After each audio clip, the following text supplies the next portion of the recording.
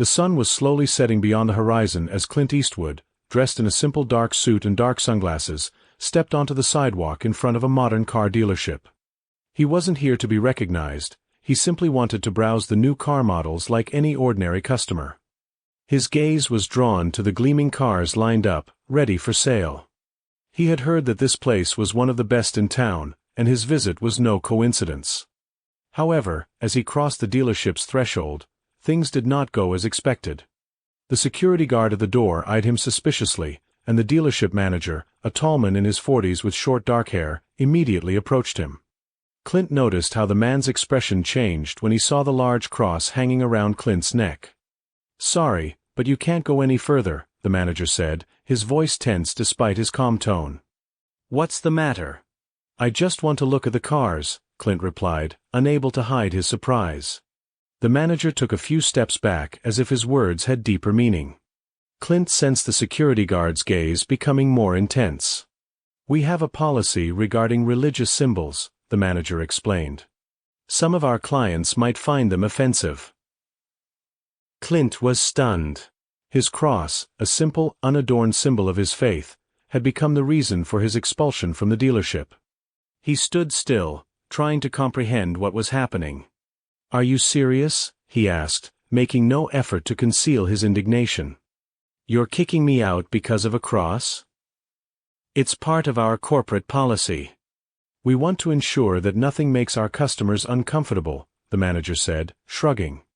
He avoided eye contact with Clint, as if trying to escape direct confrontation.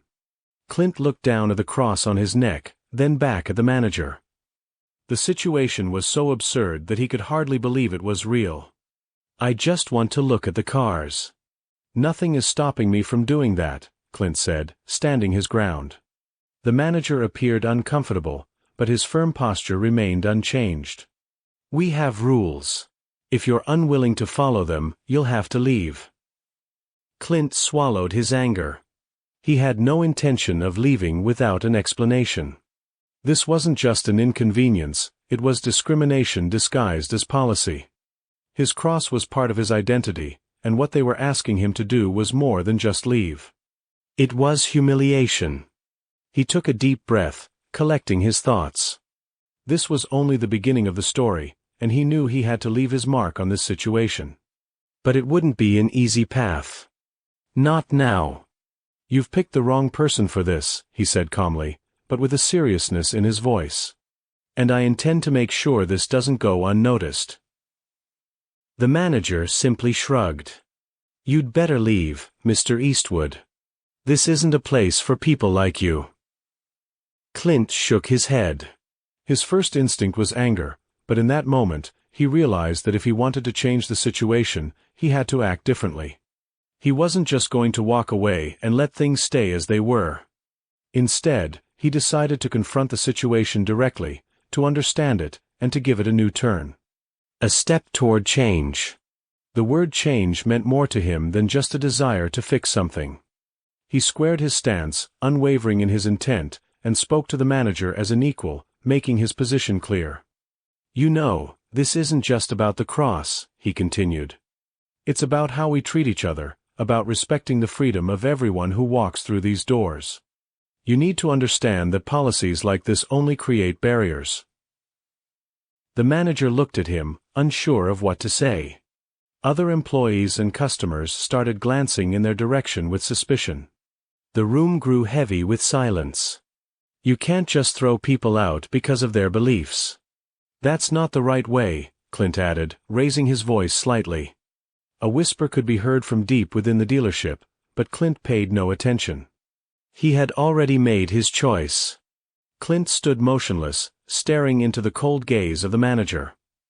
His heartbeat remained steady, without anxiety, but his mind was racing. What has happened to this world? Customers and employees began to gather around. Some people glanced at the scene out of the corner of their eyes, others pretended to be browsing the cars, but Clint could tell they were listening. The manager, realizing the situation was slipping out of control, tried to maintain his confidence. "This is our policy, and we do not intend to discuss it. If you disagree, please leave the premises," he repeated. Clint didn't move. He was no longer just a customer, he had become someone who saw something he didn't like and decided not to ignore it. "Do you have a list of prohibited symbols?"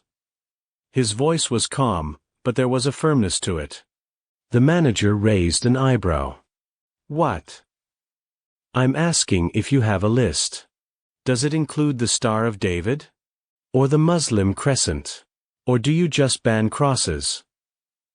The manager didn't respond immediately. He glanced at the security guard, as if seeking support, but the guard only lowered his eyes. Clint sensed a growing wave of discontent among the people. "This is ridiculous," muttered a man in a plaid shirt standing next to a red Ford F-150. "They can't do this," added a woman who seemed to be there with her husband. The situation was shifting. What had started as an ordinary visit to a car dealership was turning into something bigger. "Listen, sir." The manager looked at Clint's chest, as if searching for a name tag. Of course, there wasn't one. "Eastwood," Clint said.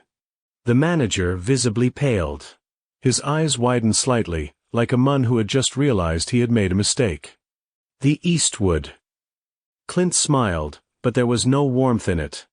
"If it helps you realize you're making a mistake, then yes, the Eastwood." The manager nervously ran a hand through his hair. He glanced around, and Clint saw the shift in his posture. He was no longer the confident employee dictating policy, he was a man trying to find an escape from an uncomfortable situation. "Look, maybe we just misunderstood each other," the manager attempted to backtrack. "I understood everything perfectly." Clint stepped forward, closing the distance between them. "You threw me out because of the cross on my neck. And you know what's worse? You're not even ashamed. You only started apologizing when you realized I wasn't just some random customer." Silence. The manager swallowed hard. "It's just company policy." "No, it's a policy of fear," Clint cut him off. The man in the plaid shirt let out a scoff. "Looks like discrimination, if you ask me," he said aloud. The manager wiped a hand over his face. He knew the situation was spiraling beyond his control. "I'll talk to corporate, maybe they'll reconsider." "Oh, you'll definitely talk to them," Clint turned to the people who had been listening. "And not just to corporate, everyone willing to hear about this will know." He pulled out his phone and started the camera. "This is happening here, right now. You are all witnesses. This dealership just tried to throw me out because of my religious beliefs. And I want to know, what does America think about that?" The manager raised his hands as if shielding himself. "There's no need for this, Mr. Eastwood." "You didn't want me here," Clint smiled, but his eyes were ice cold. "Now, everyone will know." And he pressed start live stream. Clint held his phone steady in front of him, capturing everything that was happening. "This is Green Valley Motors in Denver, Colorado," he said clearly into the camera. "This man," he turned the phone toward the manager, "just told me I have to leave because of this." Clint raised his hand, showing the small silver cross on his chain. The manager, who had been keeping it together until now, suddenly looked genuinely afraid. "It's not what you think," he started, choosing his words carefully. "Oh no." Clint cut him off. "Then explain. Live. To everyone watching right now." People in the showroom started pulling out their phones, recording videos.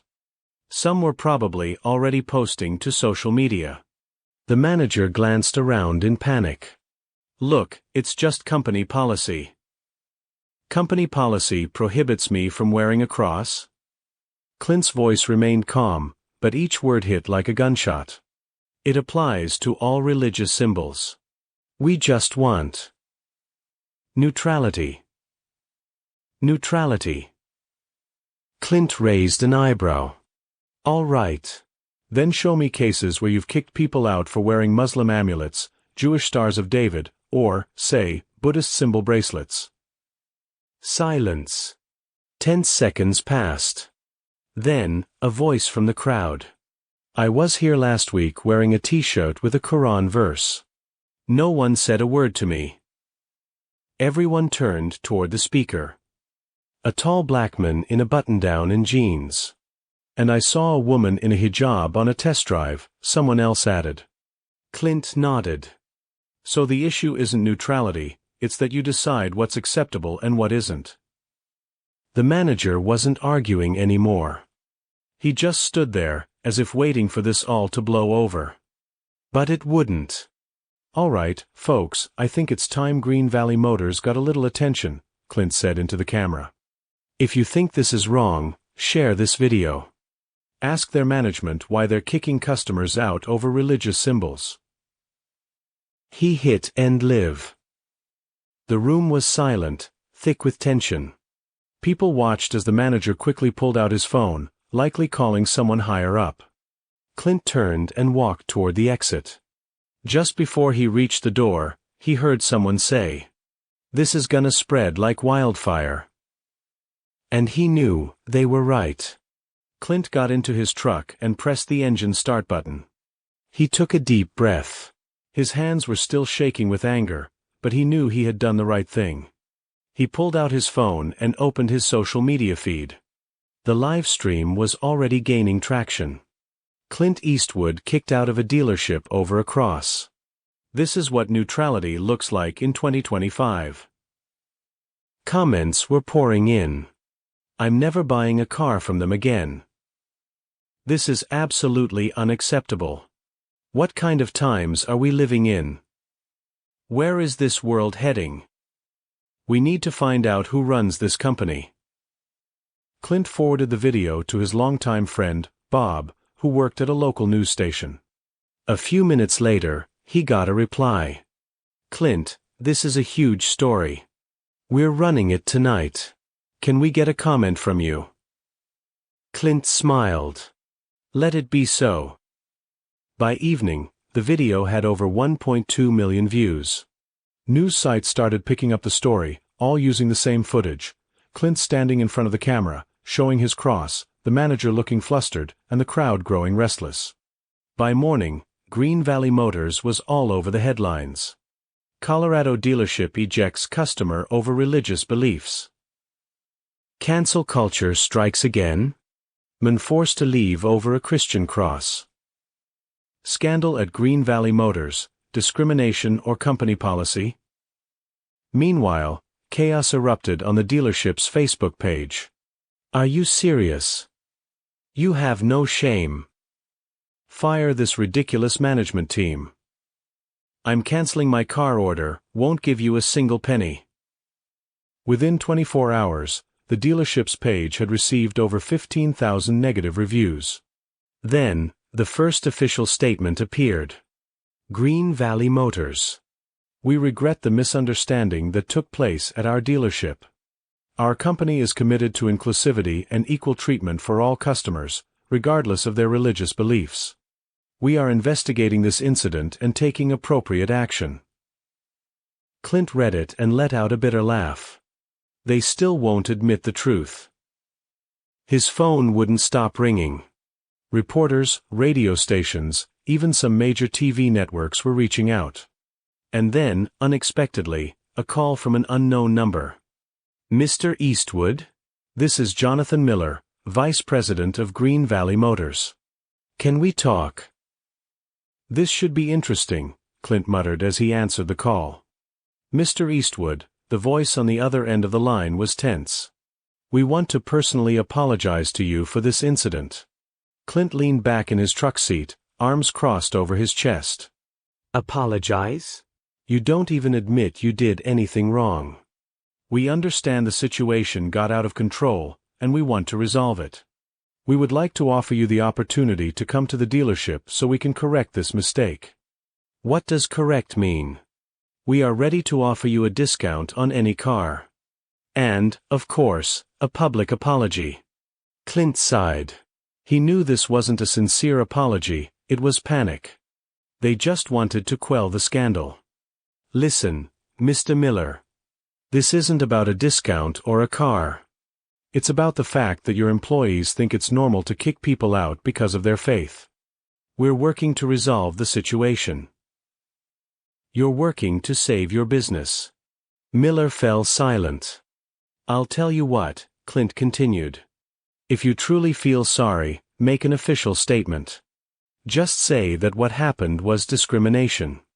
And make a donation to a veterans charity." There was silence on the other end of the line. "I'll pass this on to management," Miller finally responded. "Do whatever you want. But remember, people aren't idiots. They can tell when they're being lied to." Clint pressed the button to end the call. Over the next 2 days, the pressure on Green Valley Motors grew. The company had no choice but to make an official statement. Official statement from Green Valley Motors. "We sincerely apologize to Mr. Eastwood for the incident that occurred at our dealership. It was a violation of our own customer service standards. We acknowledge that we made a mistake and take responsibility. We are also making a donation of $50,000 to support U.S. veterans." Clint read the statement but felt no satisfaction. He knew it was a dishonest move, they only did it under pressure. But he also knew one thing, they would never dare to do something like this again. One morning, a few weeks after the incident, Clint stopped by a small cafe. An elderly man at a nearby table recognized him. "You're the same Eastwood who got kicked out of the dealership, right?" Clint smiled. "That's me. I want to thank you," the man said. "The world has changed, and often not for the better. But what you did is a reminder that we need to stand up for our beliefs." Clint nodded, lifting his coffee cup. It's important not to stay silent when something is wrong.